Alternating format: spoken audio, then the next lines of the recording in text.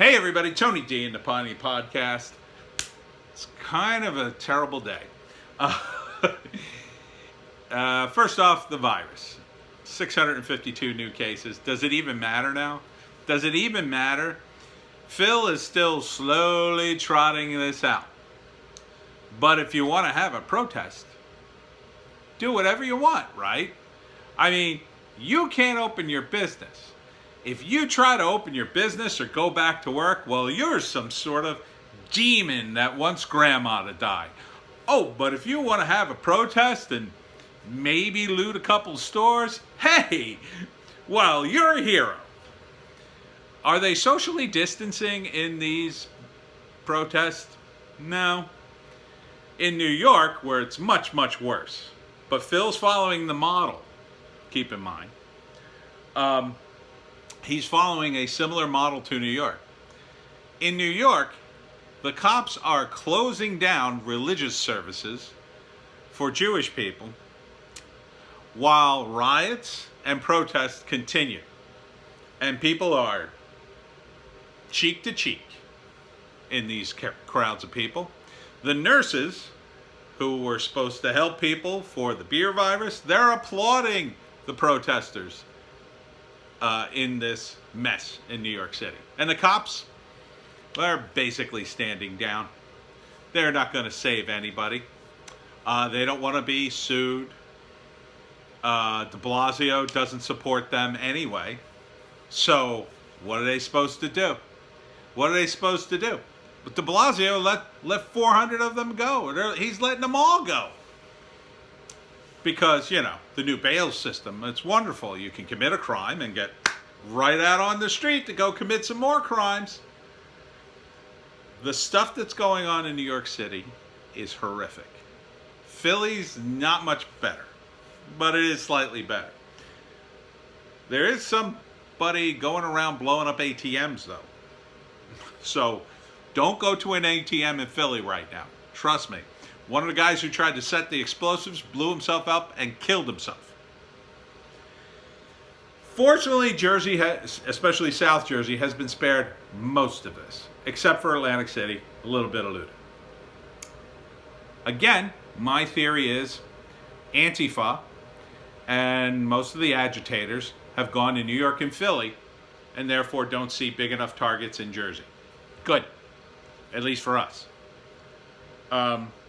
Phil Murphy, though, plodding along.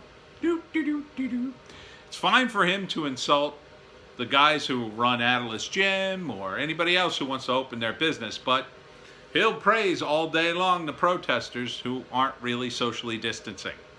It's funny because everybody who wanted to protest the lockdown of New Jersey, they were called, well, it was implied that they wanted to kill grandma. You know, people want to have religious services. Two churches, by the way, opened up in defiance of King Phil's decree. They're going to have to sue the state. Will the protesters have to sue the state? Oh, no. They get to stop traffic and do whatever they want. I wonder why. I think it's the perceived demographic for the Democrats. They think all the people marching are going to vote for him. They're not, by the way. Most of them are young people, and young people don't vote. No. Those Antifa guys, they definitely aren't going to vote for you. So, again, I'm predicting a red tidal wave. Goodbye, Phil, and all your Democratic friends. We're just going to have to survive until November while you continue to crush us under your heel in a pathetic attempt to help the Democratic Party. And all you can keep doing is doubling down.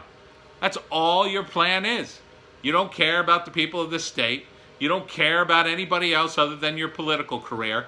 And you're so tone deaf and myopic, you think this will work. You think Joe Biden will be elected president and come along and write you a big fat check to bail out New Jersey so you could buy your way back into the governor's mansion. Not going to happen. Biden's not going to win.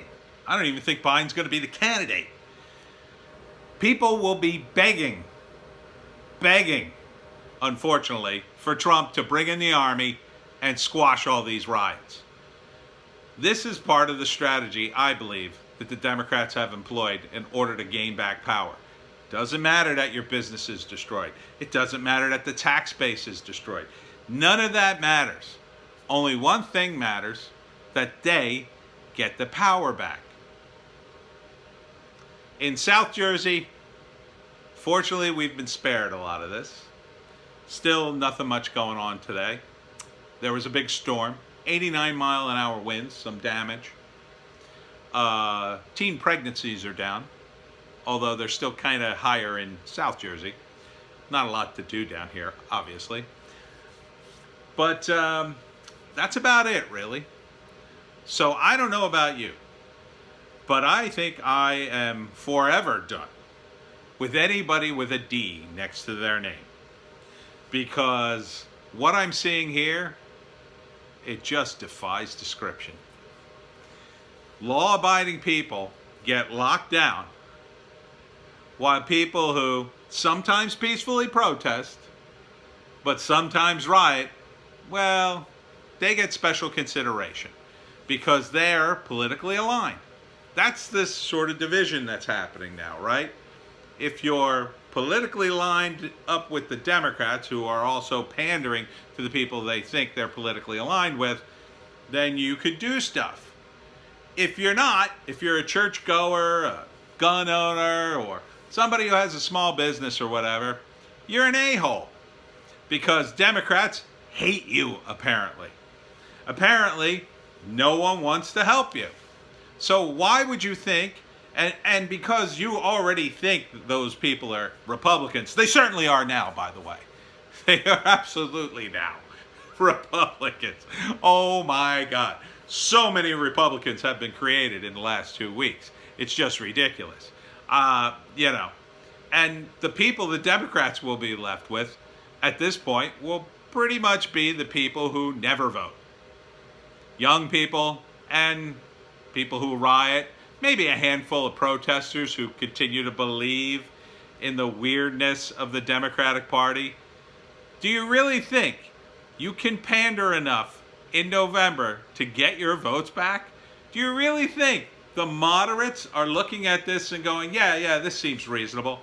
Yeah, this seems reasonable. Let's close down everything. A week ago, like, you would have killed grandma if you went outside. Oh, but no, we have to protest. We have to protest now. We can't protest in another 2 weeks or during one of many Phil's stages where he would allow protest. Now everybody's screaming about the constitutional rights, right? Now everybody's like, oh, the Constitution, everybody. Oh, but when other people mentioned the Constitution who wanted to open their business or go out or maybe hug someone, no, we're under an emergency. Emergencies, you don't get the Constitution, apparently. Oh, but suddenly now it's not an emergency. Suddenly the Constitution's more important. Isn't it funny how that works?